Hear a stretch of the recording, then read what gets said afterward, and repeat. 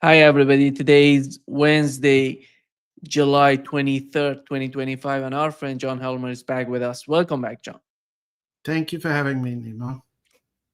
John, let's start with the third round of negotiations between Ukraine and the Russian Federation in Istanbul.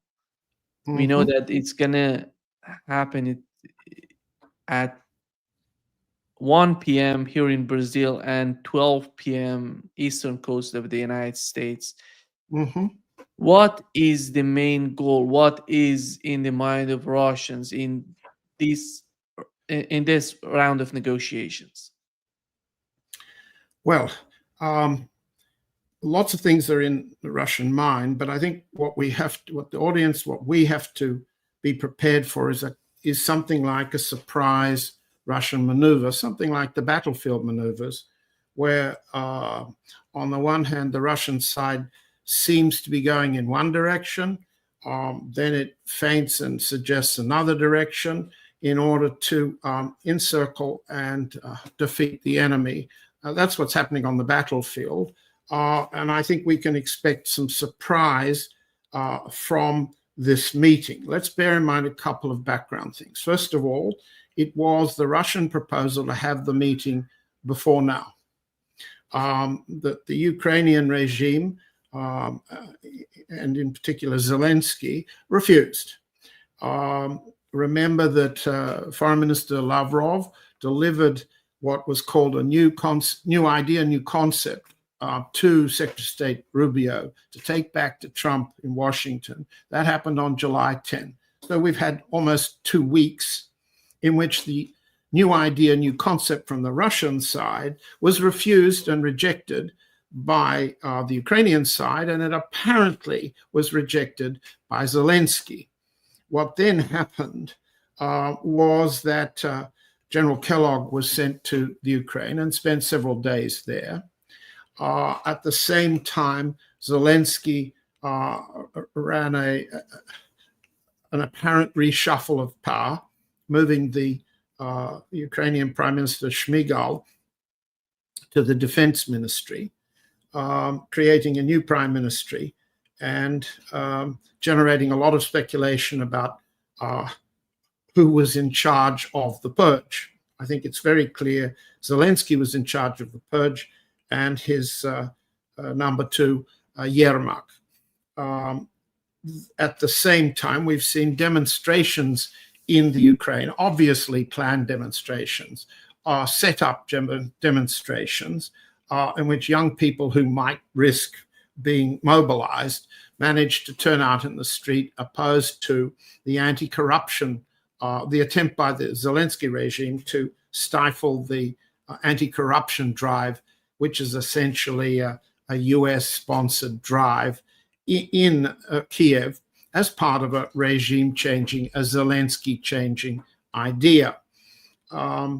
So you have all of these things, and then Zelensky changes his mind quite suddenly, agrees to a meeting which starts this evening, as you said, may continue into tomorrow, July 24. Why is all this happening? I think the answer is that the Lavrov initiative simply said, look, we've tabled 33 points in our memorandum. We've discussed those before. The other side has tabled 11 points. We've discussed those before. We're never going to be able to bridge the difference between the 33 and the 11. We will therefore offer the following to the Trump administration to impose on Zelensky. And to the degree you impose it on Zelensky, Lavrov said, we will go along. The first priority on the Russian side has been the cessation of arms deliveries and intelligence sharing that fuel and continue and even allow the Ukrainians to escalate, as they've been doing, their attacks on the Russian hinterland and so forth. That's been, I think, deprioritized because the second priority comes to the fore. The second priority was regime change, part of the denazification process. the logic here, as my Russian sources believe, is that unless Zelensky goes, there's no prospect of any negotiation working.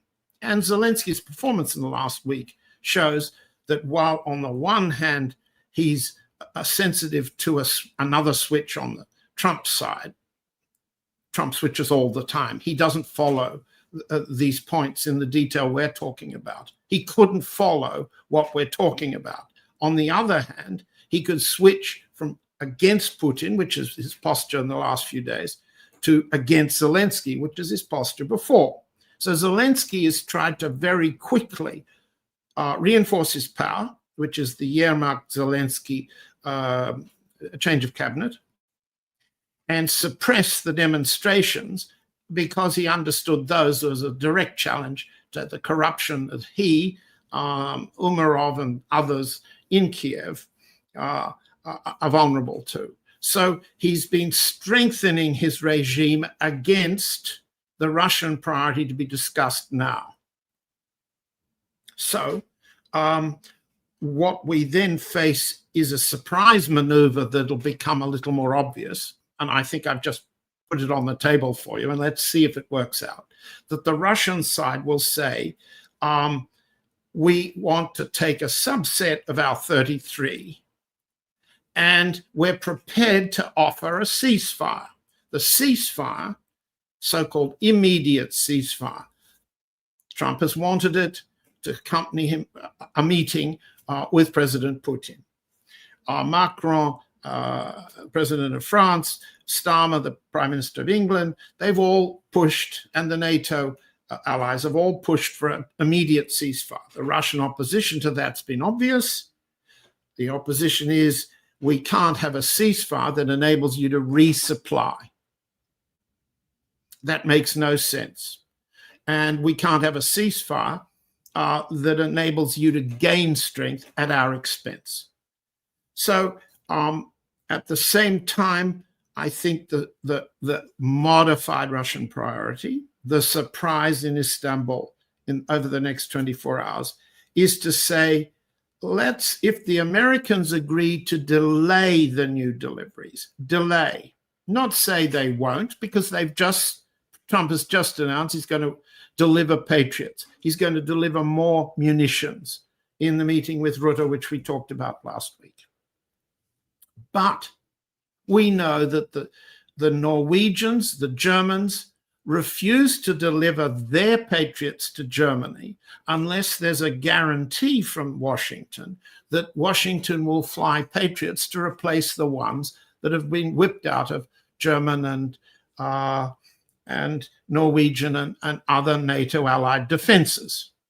Now there's room there for a delay. Third point is Trump has given a 50-day deadline.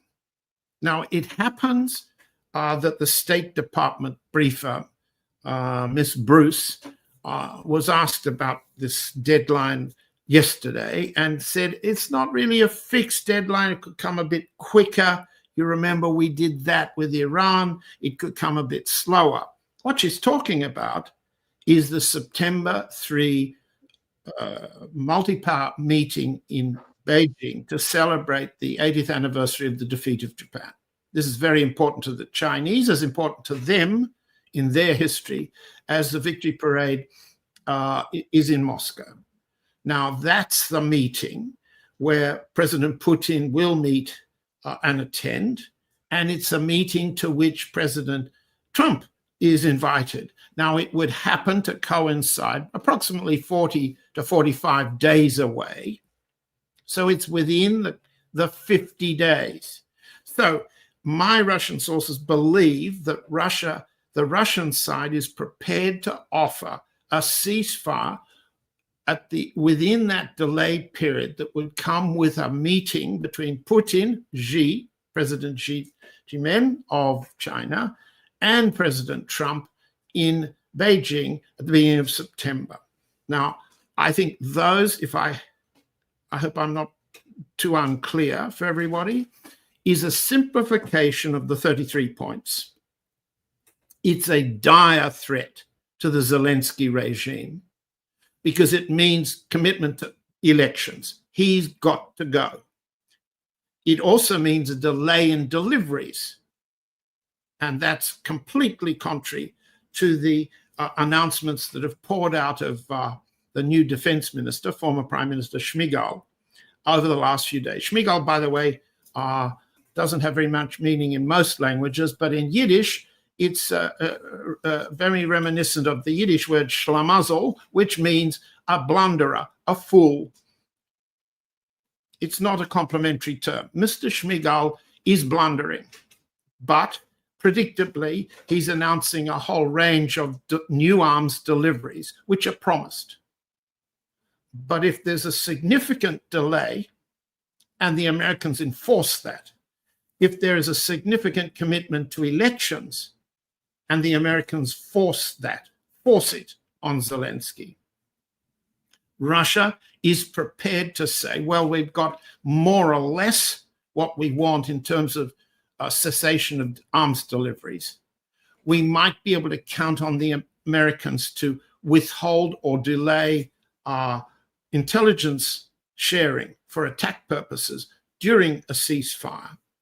We've got the possibility of a ceasefire lasting exactly as long as would be necessary to put a new regime in place in Kiev.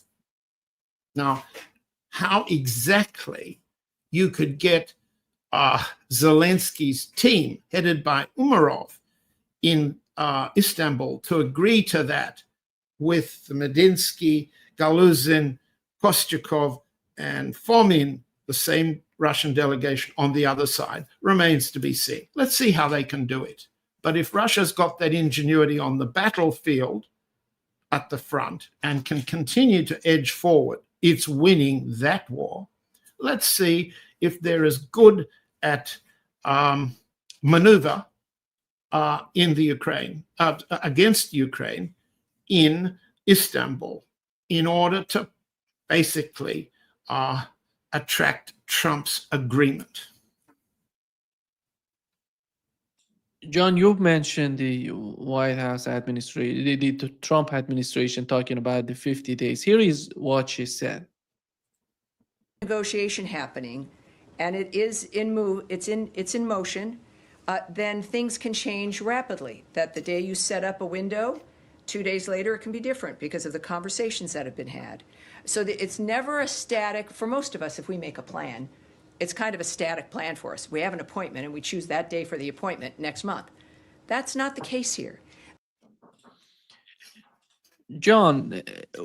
Well, there's another Shmyhal, another Schlamazel for you. Yeah. Do you feel that with what's going on in Ukraine, are we going to have a presidential election anytime soon? Because that would so much facilitate the process of negotiation, may facilitate, because it depends on who's going to replace Zelensky, in my opinion, and Yes. what would be the agenda on their part. You're taking that. Well, I have to give you a qualifier there, Nima. The only reliable sources I have for Ukrainian politics now are death notices and electrical blackout notices from DTEC. In the past, I had good sources with Ukrainian oligarchs, especially when they were fighting each other. Bogolubov, Kolomoisky, Pinchuk, and Akhmetov, when they were fighting each other in the London courts. I don't have that level of sourcing any longer. I also had good relations with the IMF and the Ukrainian central bank, so I was able to follow the movement of corrupt money into the Ukrainian system. Don't have that any longer. One of the people I rely on for an analysis is Oleg Tsarov, who's a major Ukrainian opposition politician, so dangerous to the regime they've tried to kill him. He is based in the Crimea. And I recommend to our audience that you can read Oleg Tsarov, Tsarev, on Telegram every day. Now, he doesn't, his view about the three options that are likely to to emerge in Istanbul don't encompass regime change. He thinks that Zelensky has won this round against his opposition in the street, the opposition on the anti-corruption platform, the opposition that was mobilizing around a cabinet change. He's not saying that. What he says, and I'm looking to my piece of paper to remind myself what Alex said yesterday, he says that that there are three things that could happen in Istanbul, reflecting the domestic politics of the Ukraine, not about Russia, Ukraine. The first is mutual attacks at the meeting and further escalation based on the fact that Kiev thinks it is going to receive weapons, money, and commitment from the NATO allies and the US to continue the fight. The second option or alternative is a calm discussion at the meeting of some behind-the-scenes agreements, which can be finally fixed by the 50 days allotted by Trump. Now, that's closer to what I've just explained. I believe the Russian side is aiming at. And the third alternative that Sarov thinks from a Ukrainian point of view is what he calls an ostentatious performance for Trump, in which both sides, for different reasons, discuss terms without coming to any clear conclusion and promise to meet again and commit to more exchanges of bodies and prisoners of war and that sort of thing. What Sarov is saying here is that he, who's a potential candidate backed by the Russian side to run for election in Kiev, isn't confident that Zelensky will give up at this stage to a new elections. It would be a death notice for Zelensky to agree to elections at this point, because if the US forces it, he is then, and it comes out in the negotiations, to be a central term on which the US and Putin, or Trump and Putin, are now agreed. The Trump temper can swing wildly against Zelensky, and that is another form of death notice.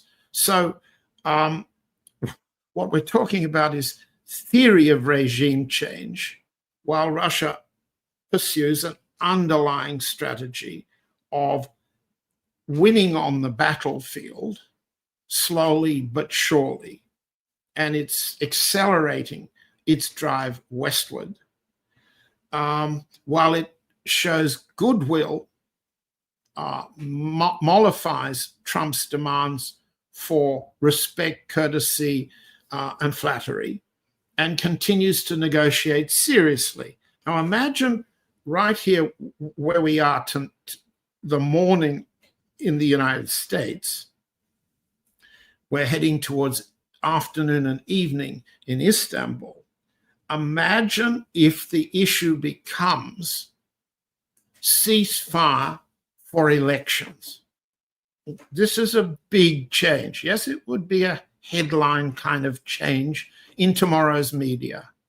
And then the question becomes, do the British, for example, throw their lot with an alternative candidate to Zelensky, whom they believe can suit their interests better, continue the war against Russia and so on? Where do the French fall? And what about the Germans, who are just gearing up to a kind of Hitlerite rearmament program?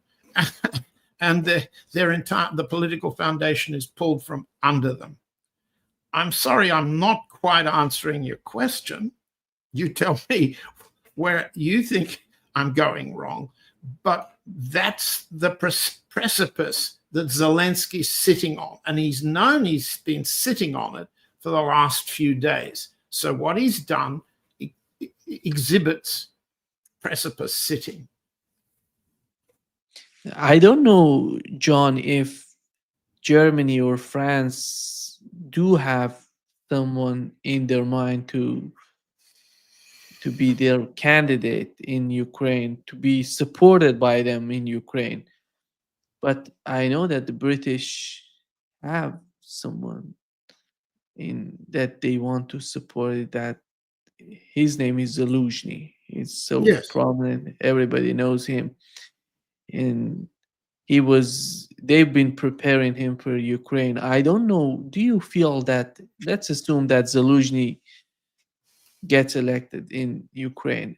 How do you feel that Zelensky would be the candidate to implement some sort of changes in Ukraine in order to facilitate the negotiations? I don't see that coming. I see Zelensky in his position right now. His position was weakened, and his position is better than Zelensky coming to power. Yes. What's your take on that? Well, as I said with the qualifier, Ukrainian politics, internal domestic regime politics, I'm not capable of speculating about. I don't have the sources. And I don't think it would be helpful for you if I try to speculate. I think you're right about the important things. General Zelensky, the Ukrainian ambassador in London, is almost certainly favored by the British to take over, to salvage a gun platform against Russia more effectively than they believe Zelensky can. On the other hand, can he win an election as a peacemaker in the country? The answer is, and you've given it, probably not. Now, let's go back to the Russian perspective. The general staff perspective has to be, you can't really get regime change until you destroy the military capacity to continue fighting against Russia. And that's what the general staff is proceeding to do, with substantial restrictions on its freedom of action in various directions, using various weapons, and the extent to which it can reintroduce the electric war campaign, which destroys the capacity of the country to do anything. Flush the toilet, use the telephone, let alone go to nightclubs in Lvov. There is a Russian view that as the Ukrainians have been escalating their attacks, for example, on Moscow's airports, which have been severely disrupted in their ability to deliver Russians on holiday. This is a very serious problem, and it shows a kind of pinprick capacity to continue war fighting. The Russian general staff have to address the problem, as do the principal decision makers. Has the Russian campaign been a military success? Undoubtedly, at serious price, grave price, but a sociological failure. That is to say, to have regime change, to have new elections to effect regime change, to denazify the country, you have to have changed the mentality of the country and not simply those at the top. And that's not been achieved. The Ukrainians are protesting in the streets against corruption. Yes, just done that. Yes, they're attacking the recruiting centers with some help from aerial attack from the Russian side. They deeply resent the mobilization, compelled forced mobilization. They do not want to die, but they have not given up the belief that the Russians are worse for them than their own regime, whichever one that may be.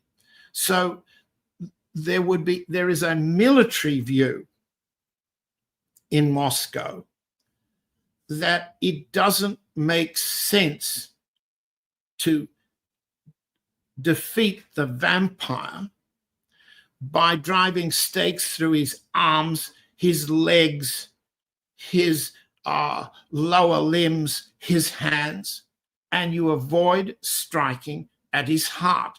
Everybody knows you get rid of the vampire by driving the stake through the monster's heart.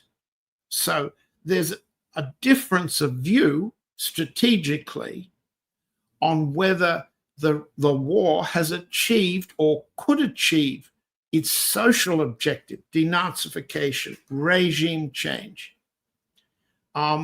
with just an election change in which General Zaluzhny would replace Zelensky, Yermak, and Budanov.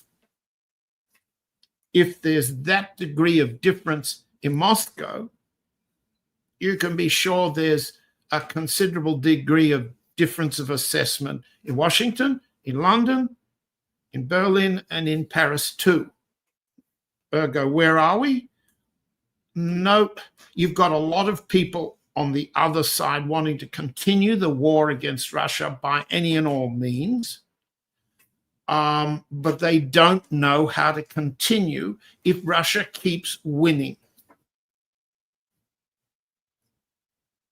John, I think that one of the key issues in the mind of Russians is the Nazification of Ukraine, and you cannot achieve that without removing those people who are in power, who are running Ukraine right now. It's not about the battlefield. It's something beyond that. It's something about the administration there, the mindset there, and how they're going to prepare their policies toward Russia. It's all about the policies. It's all about the future of Ukraine with Russia. And how is that in the mind of Russians?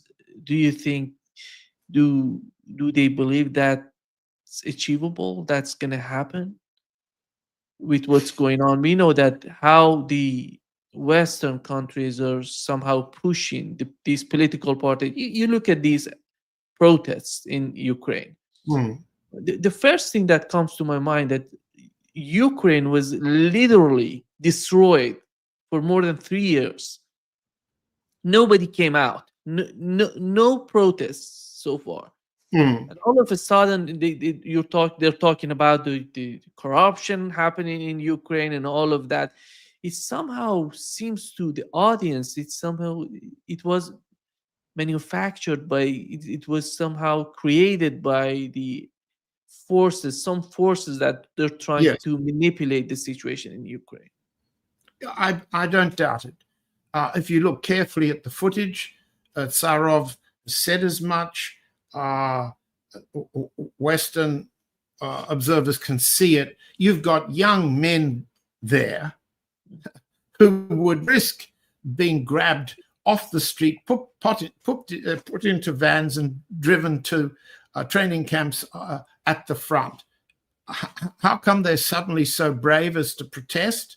The answer is these people were bussed in under very tight security for themselves as a staged demonstration by powers that I don't know, because I've disqualified myself from the internal politics. But I entirely agree with you. It's manufactured, faked, and fabricated. And Zelensky's seen it off. He's destroyed its capacity by getting the Verkhovna Rada, the parliament, to implement his anti-corruption measures so that the president will determine who is removed for whatever reason. So I don't see that as a demonstration of popular will. Not at all. I agree with you there. I'm inclined to believe, as we've seen from the military options side of the decision-making process in Moscow, that you can't change the ideology of the enemy without changing the underlying interests. Even President Putin really readily announced a couple of Sundays ago, he had just learned that after all these years, he had learned that thinking that one could change the ideology of hostility to Russia, and now understands that's impossible. It's the fundamental interests of one side against the other that motivates the war against Russia. Well, apply the same lesson to the Ukraine. You can't denazify without changing the underlying interest. How do you change the underlying interest in war? You destroy the base for that ideology. And we've seen how that would look territorially. It would arguably leave the Nazi ideologists bottled up in a landlocked region around Lvov, unable to break out eastwards through a demilitarized zone enforced by Russia against the new Russian borders, which would include the Crimea, of course, the 4 regions, and arguably with time, the major cities, Dnipropetrovsk, Kharkov, Odessa, Nikolaev, would go to the Russian side because that's where economic prosperity will lie. So you may say that the British, in trying to preserve a larger regime, understand you've got to keep a military base, an economic base, short of capitulation, short of destruction, short of unconditional surrender and defeat. That's what they're trying to do with an alternative candidate that looks like reform. I think that's as hopeless as we've just said a reform election could take place. But I guess you hear me coming out in favor of a military solution to the death of the empire, of the vampire. I should have said empire and vampire. You drive a stake through their heart. John, when it comes to Odessa, Nikolaev, going up to Kharkov, how is the population in these regions, how they're going to influence, if Russia keeps these regions part of Ukraine, in order to balance the political parties, what's going on, the political arena of Ukraine, somehow trying to manage the situation. They're in favor of Russia, trying to keep their position, I would argue, to have some sort of leverage in Ukraine, in the future Ukraine, what's going on, what would happen to Ukraine, what would be the western part of Ukraine or the central part of Ukraine. How is that playing in the mind of Russians? Do they want to, in their mind, and it's not achievable, let's take all these regions, or let's keep them part of Ukraine in order to somehow influence the government coming to Ukraine, the government who's gonna run the Ukrainian, the Western Ukraine, or the whatever comes out of this conflict as Ukraine. How is that going to play in the mind of Russians? What do they think about it? You're asking very tricky and difficult questions for me to answer. On the one hand, I think it's a popular misconception that Russian public opinion considers the Ukrainians their brothers. I know that that's a political ideology. It's simply not my experience of living in Russia, married to Russian family, etc. No one that I ever knew thinks like that. And particularly Russian women do not have that view about Ukrainian men. The level of criminality that Russians experienced from 1990 on in Odessa is deterring. And there's no great welcome for the Odessans. There are just negative anecdotes and jokes. That's my experience, which of the Russians closest to me for the last generation, nearly 30 years. What you ask for is quite reasonably a Russian intelligence assessment. What's the best way of managing a demilitarized zone, a Nazi-type regime where the Germans were emplaced in Lvov? How do you manage that? Well, and you gave a very well-constructed political answer. You have counterweight in the east by having Odessa still function, Kharkov, Dnipropetrovsk, and so on, as a counterweight to the Ukrainian-speaking Catholic fascist West.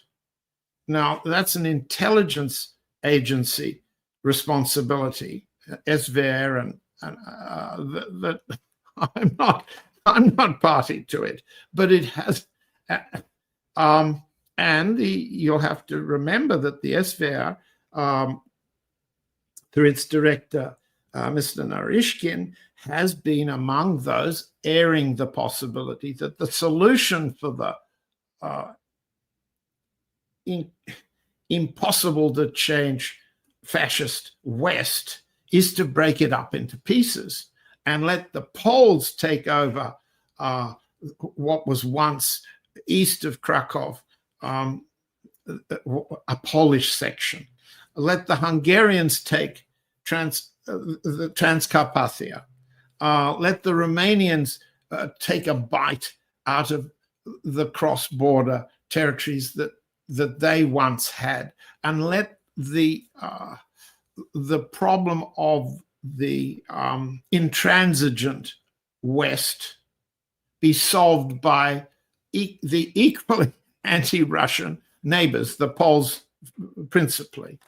That was an SVR, Russian foreign intelligence assessment we've heard over many years, over the years of the war. I wish we could have Tsarov or other Ukrainian politicians who are living in Russia and want to return home to a different reformed Ukraine speak on that point. I don't recall, because I read them, I don't recall they're discussing their answer to your question. I'm sure they could. The sources I have are Ukrainian ones that remain from what I used to have, are in Donetsk, are in Russian territories, with now a future that's going to be integral to the Russian economy. That's how they will make money. That's how they see their fortunes. That's what the future holds for them in the most positive way. They're not thinking of, and I'm poking my arm, pointing away towards the West from the current border. They're not thinking about what that should be, except in deterring military terms. Does that answer your question? I'm not. I'm not trying to evade it. Yeah, because there are a lot of unknown factors in the whole situation. We cannot definitely talk about it because a lot happening in the mind of Russians right now. I don't know if they have it in their mind what would happen. We may remember that Vladimir Putin went to Ukraine. He didn't know what would happen. The next step, just unpredictability of what's going on in Ukraine is huge. It's huge. And John, when it comes to the United States and Donald Trump, it seems that in Russia they're somehow confused. They don't know how to. They're happy that they can talk with, at least with, the United States. But the outcome of these talks is important as much as the talks themselves. Mm. How is that? How can we understand the Russian side and their opinion toward Donald Trump? Because anytime he comes out, he has new ideas, he has some sort of tactics, but you don't see a strategy, just a line of strategy connecting these tactics. Do you feel that in the Russian mind it's the same, or they feel that Donald Trump has some sort of strategy? Different constituencies have different interests in perceiving the future of the world with Russia and the United States. Obviously, in the Soviet period, and everybody of a certain age was educated, including President Putin, in a Marxist method of analysis and an imperialist theory of what the adversary states intend for Russia. The Marxist analysis is a method, not a goal. And let's leave aside the Communist Party ideology as it slowly disintegrated in the 1970s and 80s. A Marxist method tells you, and you've got some valuable economist podcasters like Hudson and Wolf to explain the social, economic, class structures of societies which dictate and generate and also explain their interests. And most Russians grew up with that theory, that method of thinking about the United States. At the same time, it was understood that the US empire wanted to oppose and ultimately destroy the Soviet empire. And when President Putin recently discovered, as Che Guevara had long ago discovered, that reality is Marxist, he was saying, I'm rediscovering that the interests of the United States play a greater role than the ideology that we thought could have been changed and reformed since 1990. There's always been a constituency of Russians, even in Soviet times, that wanted to be loved by the Americans, that saw the United States as a beacon of freedom, and so on and so on. Sometimes they were intellectuals, sometimes they were Jewish emigres who saw it this way especially during the 1970s, and so on. During the 1990s and the creation of an oligarch system of economic direction in Russia, from the 1990s till now, you had a fundamental concept of the United States as a safe haven for runaway Russian capital, avoiding tax, avoiding reinvestment, and essentially generating the re-education of their children and the reorientation of the Russian state. For them, it was necessary to have peace and to deny all relevance of Marxist method and imperialist goals. Must deny. And they've run away to ski lodges in Colorado and beach palaces in Miami and townhouses in the Upper East Side of Manhattan and palaces around DuPont Circle and in Washington, D.C., as well as in London and all the other places. The oligarch structure of the Russian economy depended on on various slogan words, which meant loving the United States and being loved in return. And they were loved in return. They were an instrument of US attempts to destroy the power of Russia as an adversary. That's what Khodorkovsky's role was. It was defeated. And then Berezovsky in London.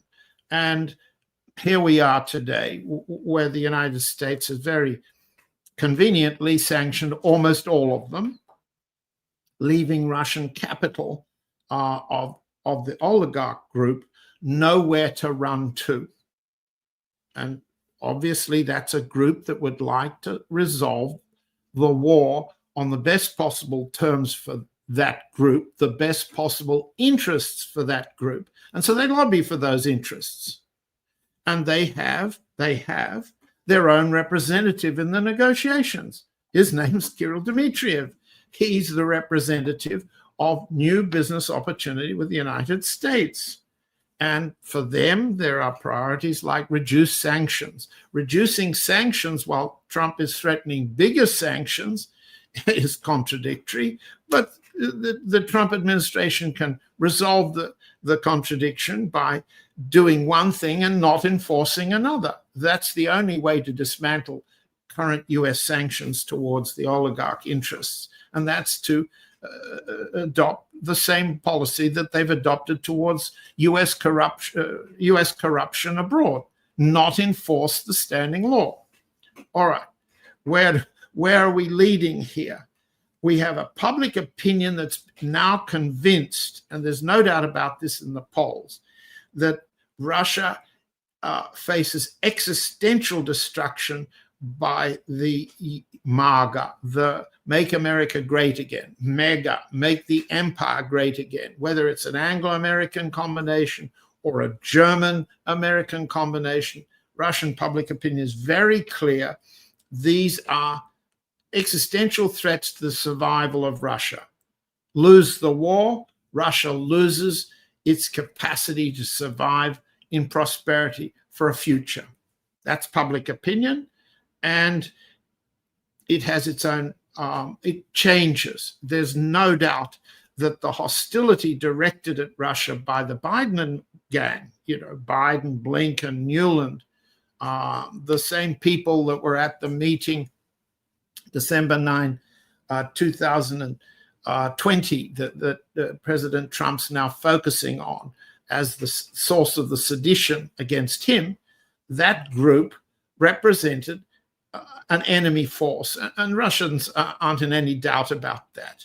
On the other hand, fighting an endless war against the empire is endless. You don't like that sort of future. You would like to reach some form of accommodation. So as you said correctly, Nima, Russians would like to continue to talk. There's support for Putin's policy of talking. There's also support for the general staff to keep fighting and winning. So this public opinion varies as often as the state media vary from day to day in the news. The underlying line, President Putin's line, is we don't insult President Trump. We don't love him either. We wait for better relations because he's a better bet than Biden. We will ignore his outbursts, his insults, the possibility that he has cognitive handicaps almost as serious as Biden's dementia. We will look the other way for as long as there's an opportunity. But what's changed in Russian thinking is that wanting to be loved by the Americans is almost a generation old now, and it's ended. It's ended because the war has demonstrated a level of hatred, race hatred, Slav hatred on the part of the US and its NATO allies that's incompatible with coexistence. What's so amazing, John, about the situation in the United States is that they're prepared to sacrifice everything for their domestic fights, for their domestic objectives. And I think Russiagate and what's going on with Donald Trump, and right now they're trying to somehow bring the Obama administration, all of these things that are happening in the United States shows how, as Putin pointed out before, how the domestic policy of the United States is deciding or somehow destroying the foreign policy of the United States. Don't quite agree there. I think on the one hand, I agree with you that the US is in a process of destroying itself. Even some of the actions that the Trump administration have taken towards immigrants is self-destructive of their own political base, to the extent that the cruelty, the humiliation, the fighting, the troop assignments, deployments to Los Angeles fundamentally go against the Latino vote that Trump did very well at winning the election last year. The race hatred that's generated permanently alienates black voters. How long the minorities of the United States, with the exception of the Jewish, the Ukrainian, and the Polish minorities, how long the significant Oriental or Asian minorities will tolerate the anti-Chinese line, the next war in the sequencing of war strategy that Trump's Pentagon officials have. How long the Oriental minorities, including the Indian, not to call them Oriental, the Indian minority, which is substantial and well represented at the top of the Trump administration, how long they will tolerate that remains to be seen. In that sense, you have self-destructiveness. And what to say as an American, for me to see this is not exactly new. I've had a long career of working in countries, including the White House in the United States, of countries that have destroyed themselves or been destroyed in my lifetime. It's happened before. Now I believe, to my very great regret, and most of our audience feels, and you do too, this level of destructiveness wreaked on Iran, on Syria, on Russia, and in the Middle East and the Far East to China, is now coming home. The war is coming home, and it's destructive inside the United States. This is very distressing. It's the level of lawlessness is very distressing.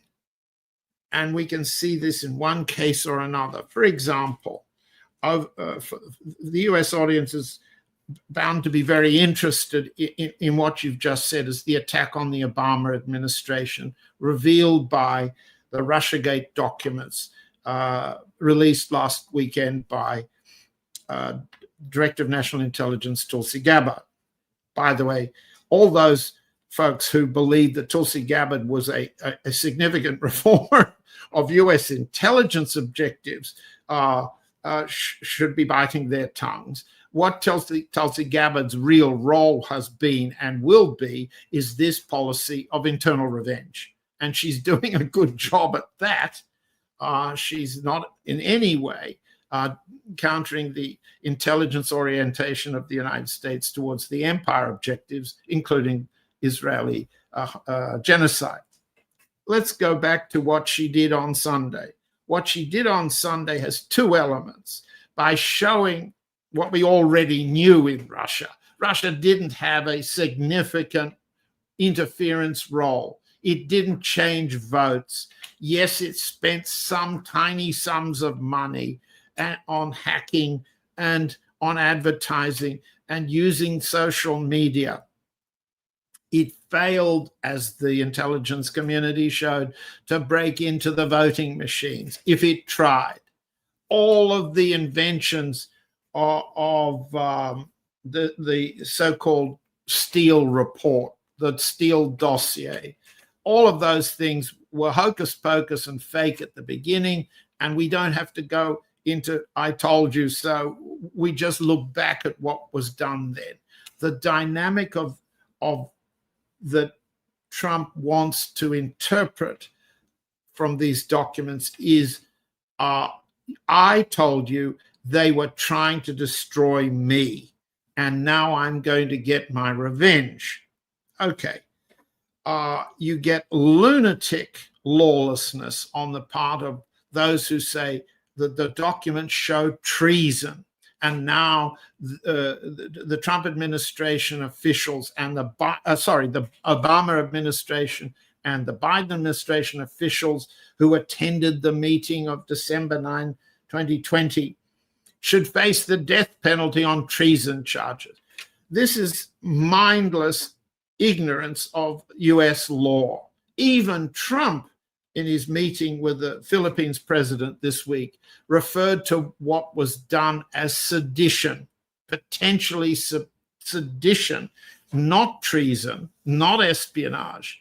And then you've got to look very carefully at US law to see what sedition is, what treason is, and so on. It's not interesting for everybody to listen to a constitutional legal lesson about the law. What's lost here in political argument, which is ultimately the way the courts are going to see it, political argument over the goals of the former administration, the present administration, haven't really changed against Russia. What's being argued here is that group plotted to prevent Trump taking office. Well, they weren't plotting to do that. They were trying to continue the war against Russia. That's what the script shows of their meeting. They were not trying so-called sedition so much as to prevent the new incoming administration from deviating from the imperial war against Russia.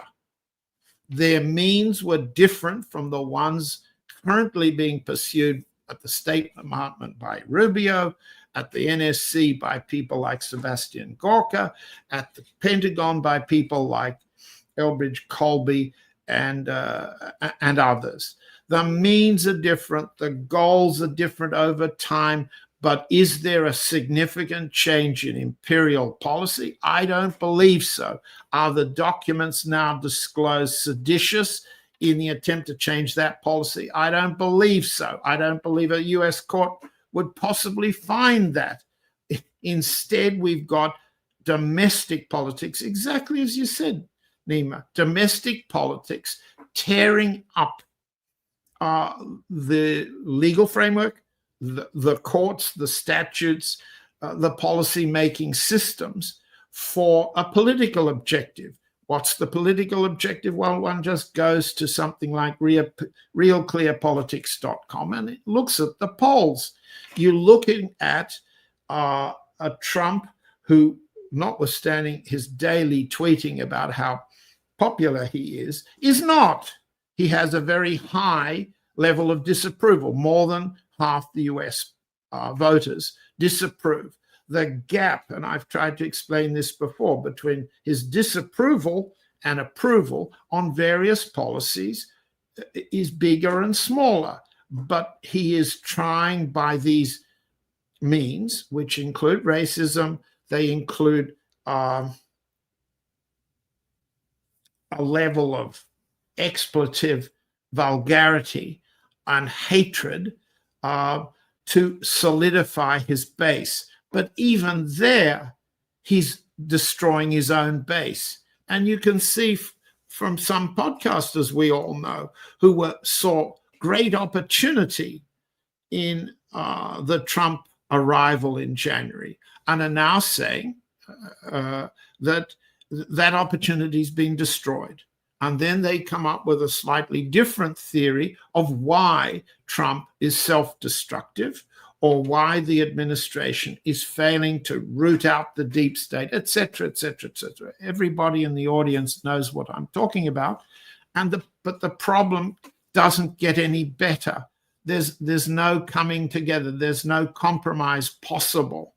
And so every news scandal, the Epstein files, for example, or the Russiagate files that Gabbard released last weekend, each one reenacts a new form of self-destructive groups fighting each other for Trump's base, while the underlying interests, viewed whether you're a Marxist or C. Wright Mills power elite theorist, or whether you call your theory realism, the fact of the matter is that your underlying interests continue the war against Russia, continue the war against Iran, continue the war against China. John, here is what has happened with the United States leaving UNESCO. And UNESCO is a very important element of the UN. And it seems that China is criticizing the United States for doing that. It says that the United States is pulling out of UNESCO for the third time and also has Yes. significant unpaid membership fees. This is not the behavior of a responsible great power. When you see the reason that they've mentioned in the United States, they're talking about that the UNESCO is anti-Israel. That's why we're doing this. How is do you believe that you mentioned the internal policy, how these political fights in the United States is influencing the external policies, but how about the situation with the UN? They have destroyed the position of UN, and right now all these important entities, important organizations within UN, they've been destroyed by this administration. They don't care about it. And I don't know if they care about the way that China is criticizing them. China is talking about it. Is that important in the mind of the Trump administration to be considered what they're talking about?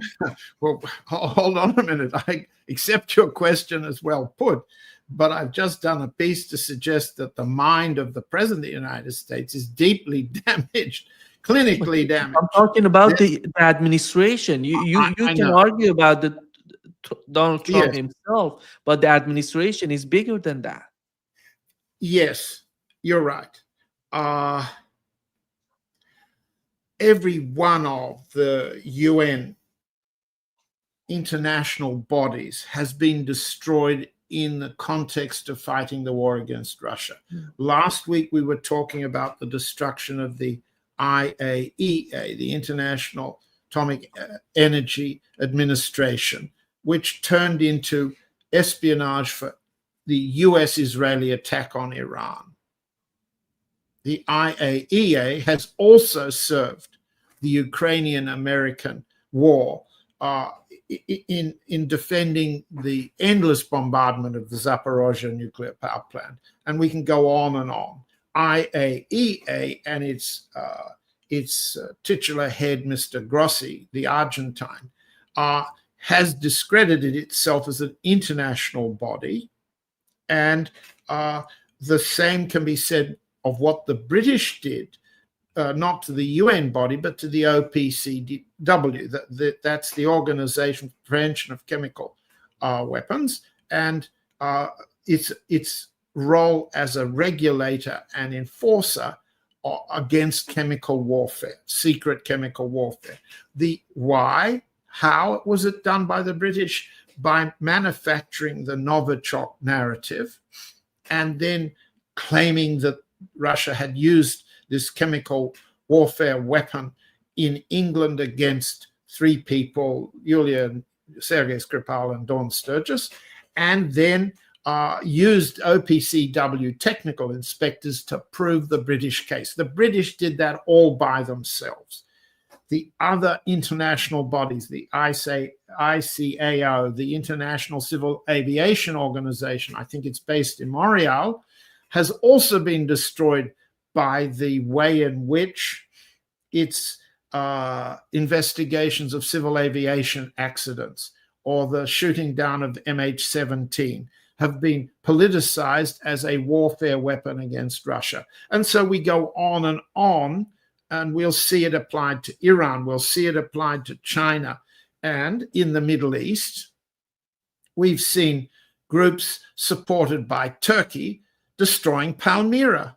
Palmyra a marvelous place to have been when it was safe, relics of a very important civilization, long predating the Turkish one, and destroyed. We've seen the same thing in Libya, where those supported by the US and the British and the Europeans have destroyed Roman ruins and Roman civilization, as well as destructively as the Romans destroyed Carthage 3,000 years ago. So the preservation of UNESCO as an international guardian of the culture to which we're all party, to which we're all heirs, from which we all learn, the cultures of all of our peoples, the Persian peoples, the Jewish peoples, the various Christian ones, the Chinese and the Indian civilizations. These are older than our Christian one, our European one, our American one. By showing disrespect to the organization for the political benefit of one small country in the Middle East that happens to have captured the policymaking of the United States, tells you that there is no international consensus left, and the US uses its force and its money to destroy other people's culture. Remember, I remember as a young man studying the end of the wartime bombing decisions the US made towards Japan. And at the time, I think I'm right in remembering, but I'm sure there'll be people in the audience who'll correct me if I'm wrong, that the US decided not to bomb Kyoto, in order to preserve the ancient Japanese culture that existed in Kyoto, was basically made out of wood. And Kyoto was saved from the kind of firebombing that was inflicted on Tokyo, or the atom bombing that was inflicted on Hiroshima and Nagasaki, and so on. Can we imagine the level of cultural respect that's shown today by the Israelis attacking everything in Gaza? Can we reserve any shock left when the papal head of the Catholic Church only significantly starts to complain when the Israelis attack one of the Catholic churches in Gaza, after the world has tolerated their destruction of just about every mosque, Muslim institution, library, and so forth in Gaza or in Palestine? Obviously, I'm saying what we all understand to be a racially motivated scheme of an empire to destroy all trace of cultures it considers itself inimical to. And this is not the first. The United States is not new at this game. The Romans did it to the Carthaginians. The Romans, Caesar, did it to the Gauls, totally destroyed every trace of Gallic culture, including its science, which is gradually being found archaeologically and restored. This level of destruction of culture is part of imperial warfare. And the level of restraint the US once showed to Kyoto doesn't exist anymore. Not if you're an enemy of the United States military forces, you're as doomed as the Israeli Defense Forces think of everything in Gaza and everything Arab in Palestine, and increasingly everything Arab in Syria. That's the level of barbarianism we've reached. And that's, in my view, an ideological outcome of an imperial strategy. And the US is just the latest proponent of it, having built itself on a genocide of indigenous peoples to start with. Thank you so much, John, for being with us today. Great pleasure, as always. It's a serious and grim set of subjects, but I hope we help shine a little bit more light, if not any hope. So thank you for having me, Nima. See you next week.